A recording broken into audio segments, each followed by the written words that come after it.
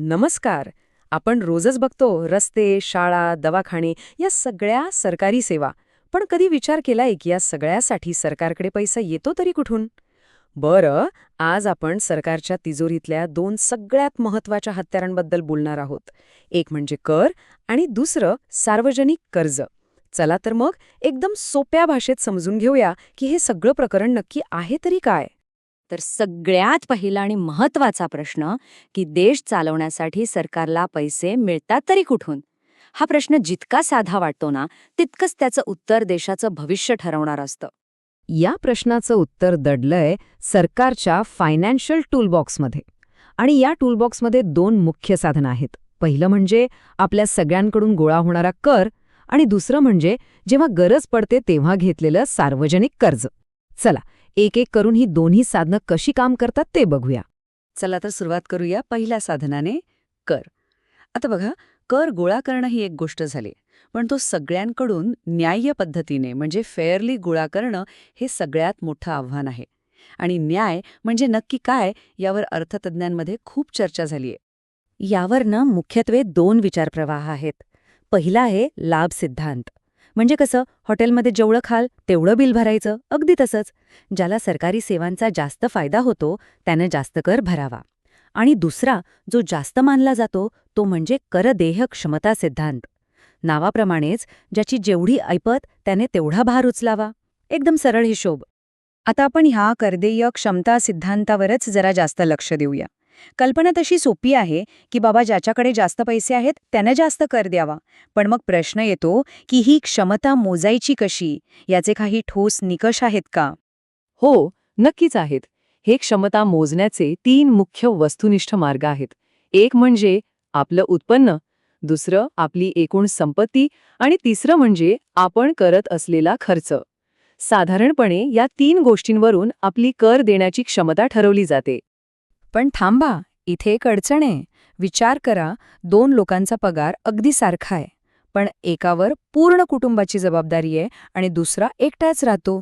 मग दोघांची कर देण्याची खरी क्षमता सारखी असेल का? नाही ना. म्हणूनच अर्थतज्ज्ञांनी काही व्यक्तिनिष्ठ म्हणजे सब्जेक्टिव्ह दृष्टिकोन मांडले. हा दृष्टिकोन समान त्याग या तत्वावर आधारलेला आहे.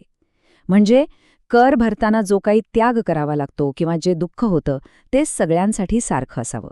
यातही तीन प्रकार आहेत: समान निरपेक्ष त्याग, समान आनुपातिक त्याग आणि समान सीमांत त्याग, जो सगळ्यात आदर्श मानला जातो. आता जरा या आलेखाकडे पाहूया. हा काय सांगतोय की जसं जसं आपलं उत्पन्न म्हणजे इन्कम वाढत जातं तसतशी प्रत्येक जास्तीच्या रुपयाची किंमत आपल्यासाठी कमी होत जाते. सोप्या भाषेत सांगायचं तर एका श्रीमंत माणसासाठी 1000 रुपये गमावणं आणि एका सामान्य माणसासाठी 1000 रुपये गमावणं यात खूप फरक आहे, नाही का? श्रीमंत माणसाला त्याचं फारसं दुःख होणार नाही. आणि याच एका साध्या तत्वावर प्रोग्रेसिव्ह टॅक्सेशन म्हणजे श्रीमंतांकडून जास्त कर घेण्याची पद्धत आधारलेली आहे. ठीक आहे, करामुळे सरकारला नियमित उत्पन्न मिळतं. पण विचार करा, देशावर अचानक एखादं मोठं संकट आलं. समजा युद्धजन्य परिस्थिती निर्माण झाली किंवा एखादी नैसर्गिक आपत्ती आली. मग अशा वेळी जो प्रचंड पैसा लागतो तो फक्त करांमधून उभा करणं शक्य आहे का? नाही. आणि इथेच सरकारच्या टूलबॉक्समधल्या दुसऱ्या हत्याराची एंट्री होते. आणि ते दुसरं साधन म्हणजे सार्वजनिक कर्ज. जेव्हा सरकारचा खर्च मिळकतीपेक्षा खूप जास्त होतो किंवा अचानक मोठ्या पैशांची गरज लागते तेव्हा सरकार कर्ज घेतं. तर सार्वजनिक कर्ज म्हणजे नेमकं काय? अगदी सोप्पं आहे.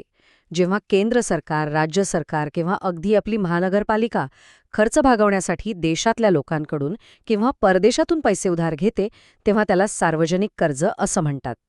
पण सरकार कर्ज घेतं तरी का? याची अनेक कारणं आहेत.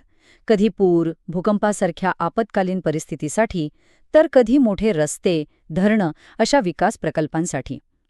कधी देशाच्या आर्थिक विकासाला वेग देण्यासाठी सुद्धा कर्ज गरजेचं असतं.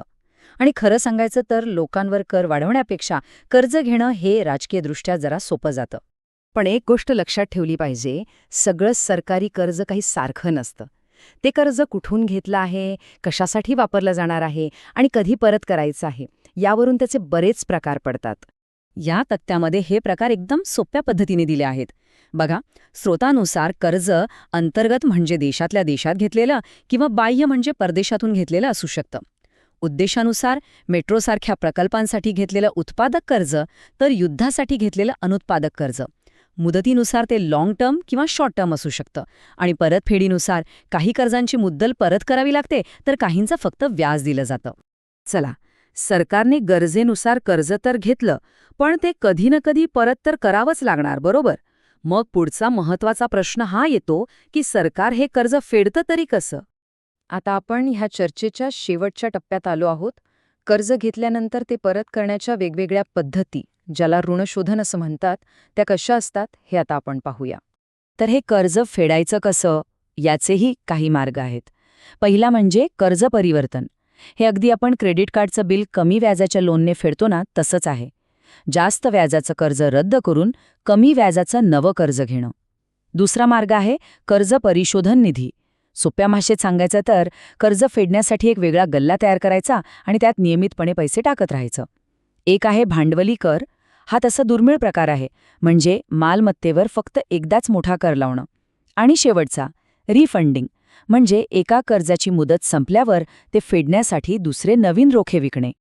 आणि शेवटी सगळ्यात महत्वाचा मुद्दा, ही दोन्ही साधनं म्हणजे कर आणि कर्ज ही काही वेगळी नाहीत.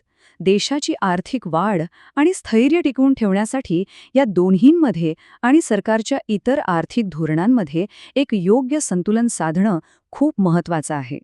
तर मग या सगळ्या चर्चेनंतर एक प्रश्न मनात येतो. आजच्या या सतत बदलणाऱ्या जगात सरकारने करातून मिळणाऱ्या स्थिर उत्पन्नावर जास्त अवलंबून राहावं की गरजेच्या वेळी कर्ज घेण्याची सोय ठेवावी?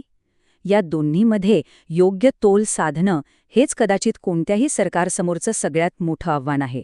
यावर नक्की विचार करा.